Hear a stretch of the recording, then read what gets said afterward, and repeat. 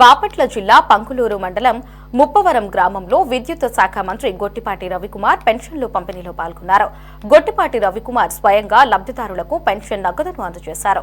కూటమి అధికారంలోకి వచ్చాక ప్రజలకు అసౌకర్యం కలగకుండా పెన్షన్ల పంపిణీ ప్రక్రియ జరుగుతున్నట్లు మంత్రి చెప్పారు.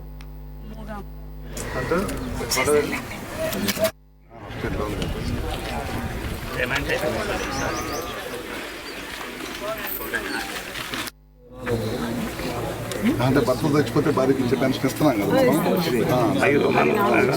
4 వచ్చింది మన మండలం కొన్ని వచ్చింది అమ్మాయి 376 వీరు పిఎస్సి సింగిల్ 3,000